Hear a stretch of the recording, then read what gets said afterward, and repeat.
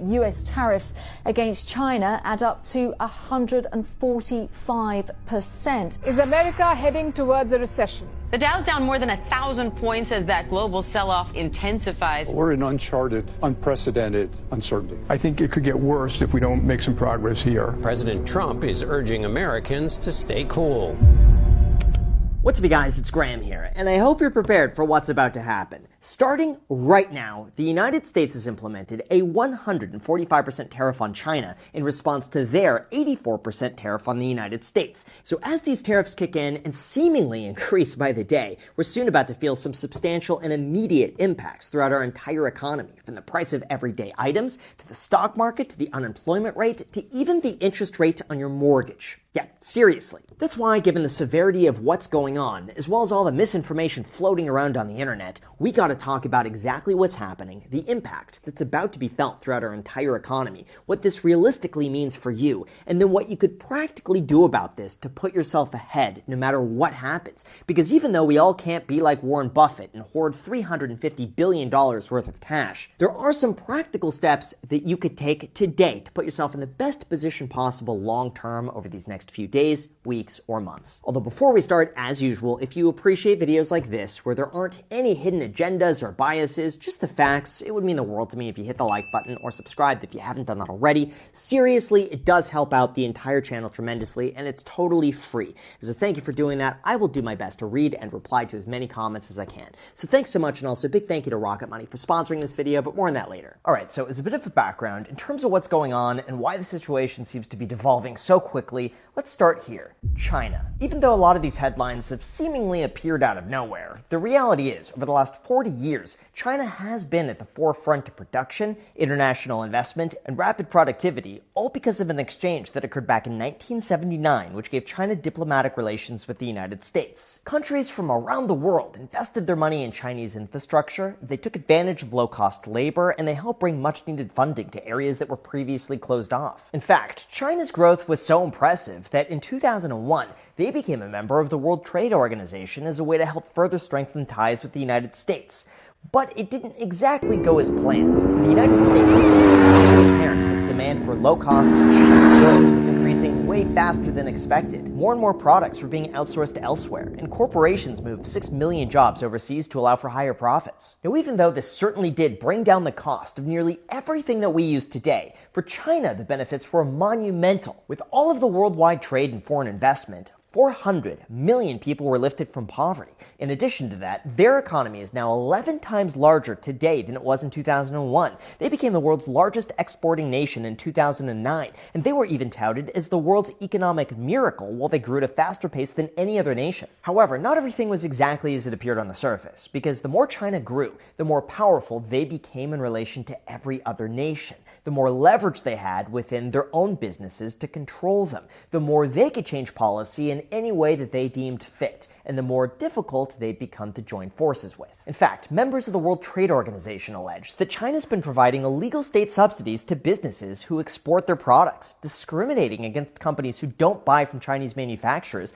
and controlling supply chains through taxing raw materials. Even worse, it said that they've been devaluing their own currency by as much as 40% as an incentive for other countries to buy their goods at a discount, leading, of course, to some of the tensions that we see today. So what does this mean for tariffs? Well, here's where things get really interesting. On the surface, we export $143 billion worth of our goods to China that they buy from us, but we import $438 billion worth of goods from China that we buy from them. Or in other words, we buy 3 times more from China than China buys from us, leading to a trade deficit that the Trump administration wants to get rid of, or at least negotiate with tariffs. Initially, this started out with Trump proposing a 20% tariff on Chinese imports back in March. In response to that, China implemented an additional 15% tariff back to the United States across a variety of food products. This, of course, resulted in Trump retaliating with a 54% tariff back on China, which resulted in China escalating to an 84% tariff back in the United States,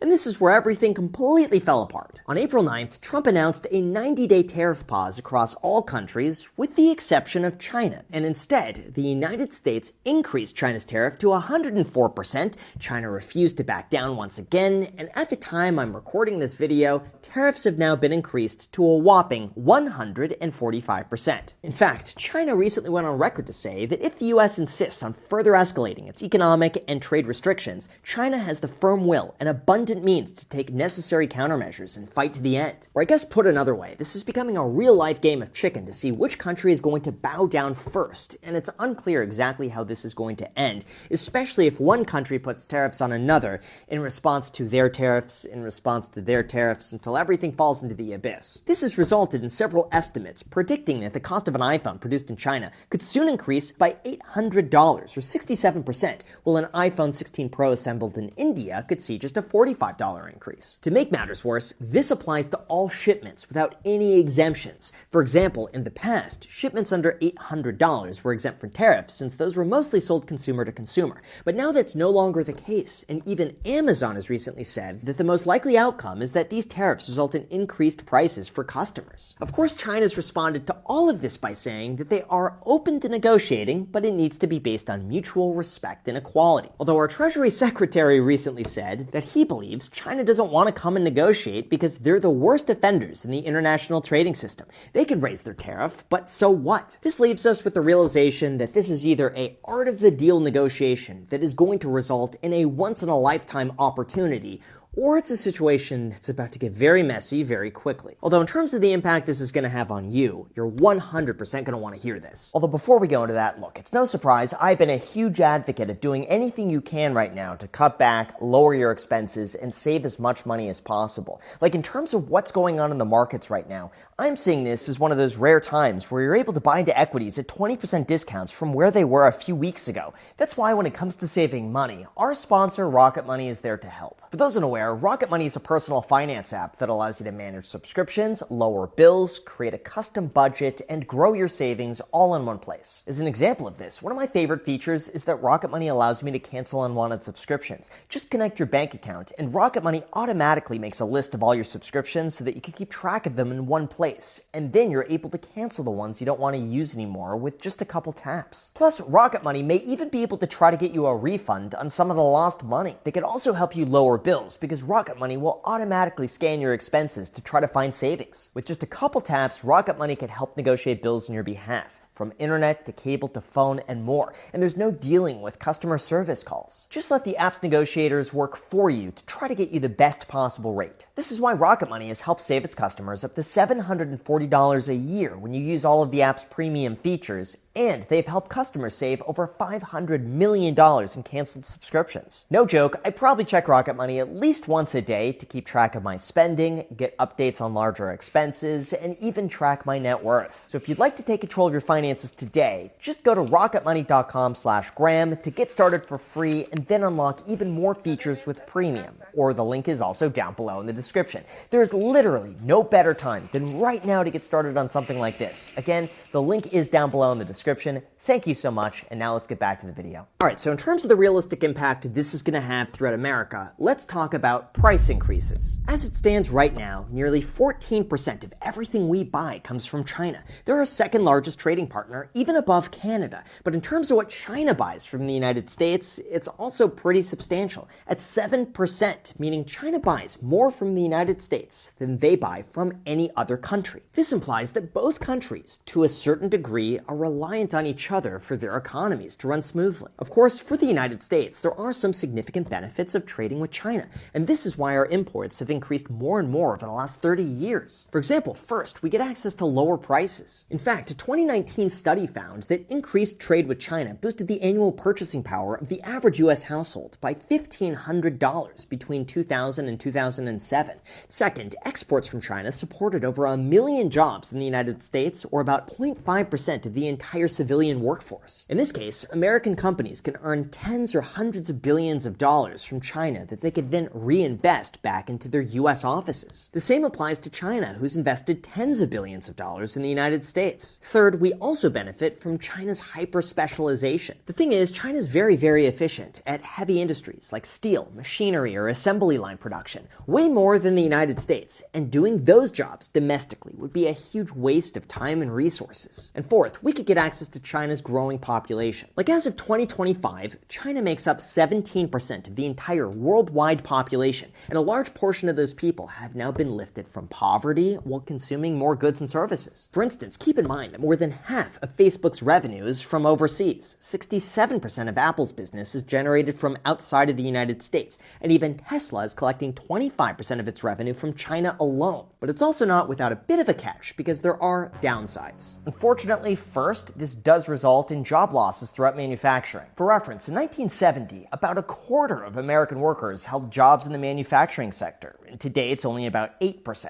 Now, many people would argue that this is probably for the best, since they'd rather work in an air-conditioned office than an assembly line, and our workforce has changed significantly over the last 50 years, but there is the goal to bring some of those jobs back to the United States to benefit our workforce. Second, there are national security concerns. Even though this isn't exactly a financial issue, policymakers have been worried about the possibility of spreading disinformation and collecting sensitive data throughout America. This is the exact reason that TikTok was scheduled to be banned, and intelligence agencies have raised concerns about China's involvement in the tech industry. Third, we have another one that impacts almost everybody, and that would be currency manipulation. As I mentioned earlier, it's rumored that China purposely devalues their currency as an incentive for other countries to buy from them. This allows them, in turn, to purchase US dollars. And finally, fourth, we have labor violations. It's no surprise, but many have been very critical about the working conditions that allow us to buy very inexpensive goods and services, usually working people to exhaustion 7 days a week. Of course, not every factory is in violation, and many of them provide a fair wage and reasonable hours. But for those who work in the industry, it's still evolving. This suggests that the situation isn't so black and white, but rather a constantly changing dynamic of ups and downs. And in terms of how this is going to impact you,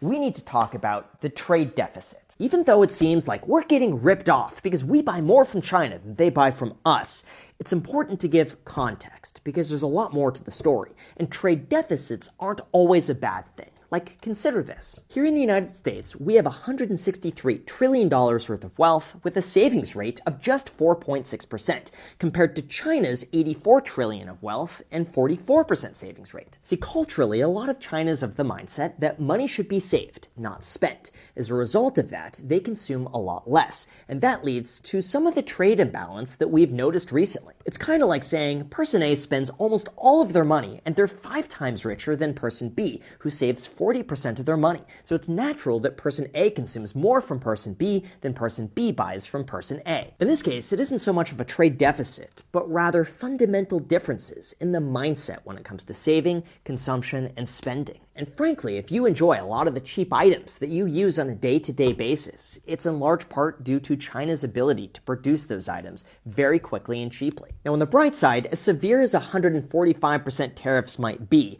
keep in mind that this doesn't mean that all products from China are going to increase by 145% in terms of what you pay. That's because this price increase is purely tacked on to the value of the products at the time they're being imported, not the price they sell for. So as an example, let's say China makes a shirt for $2 and sells it to a US wholesaler for $6, who then sells it to you for $30 at retail. In this case, that 145% tariff is applied to the $6 price paid by the wholesaler, not to the $30 price the retailer sells it for. And if the retailer passes on the entire cost of the tariff to you, a 145% tariff on $6 increases the price of your $30 shirt to $44.70. In terms of how all of this is going to play out, I'm going to be honest. I've had to change this a few times while filming the video because things are evolving so rapidly, and all of this could change on a moment's notice. But in terms of what Trump recently said, we'll see what happens with China. We would love to be able to work a deal. We're resetting the table, and I'm sure that we'll be able to get along very well. I have great respect for President Xi. He's been, in a sense, a friend of mine for a very long period of time, and I think that we'll end up working out something that's very good for both countries. So far, with some of the stock market sell-off and recent economic uncertainty, things are looking overall better, with Canada agreeing to drop tariffs tomorrow if President Trump agrees to do the same. But China's begun negotiating terms with Europe on their own deal, which could increase leverage against the United States. Although in terms of my own thoughts, for whatever that that's worth, here's my take on things. Overall, it is important to consider that over the last 80 years, our dollar's been used as the world's reserve currency. So even though we do have a trade imbalance, we do provide financial services for the entire globe. And a lot of them own and buy our national debt because it's seen as very stable. Like, no one ever has to worry about not getting paid by the US government because they've never defaulted on their obligations ever in history. And if they were to do that, well, I'll save that for another video. Anyway, this reliance on the US dollar makes it so that other countries actively buy our treasuries, and it gives us the low, attractive interest rates that we've become very accustomed to. However, over the last few days, we've seen the 30-year treasury yield skyrocketing higher, meaning most likely other countries are having to sell US debt, driving down the price and the yield up. Or I guess more simply put, demand to buy US treasuries is going down, so interest rates have to go up to entice enough people or countries to buy into them. This is all very concerning because the higher that US treasury yields move, the higher interest rates on mortgages get. And we all know what that means. To me, this signals that either some very big players are losing their confidence in the United States and pulling their money out, or they're being forced to sell.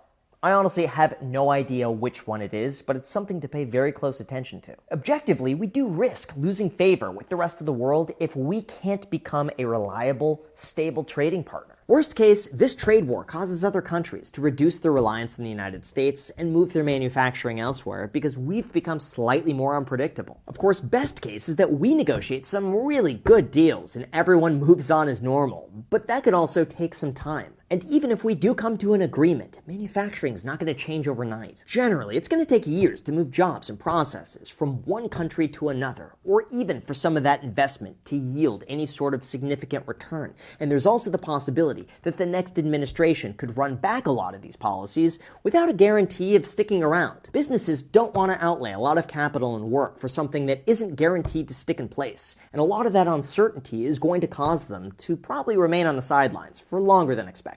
Now, don't get the wrong idea, because I do think that tariffs can be the right situation in certain circumstances. Like Biden quadrupled tariffs on electric vehicles made in China, tripled those on steel and aluminum, and doubled the duty on semiconductors, so that their imports wouldn't destroy what we're able to do here in the United States. But the outcome of today is going to dramatically depend on whether or not this escalates, or whether or not they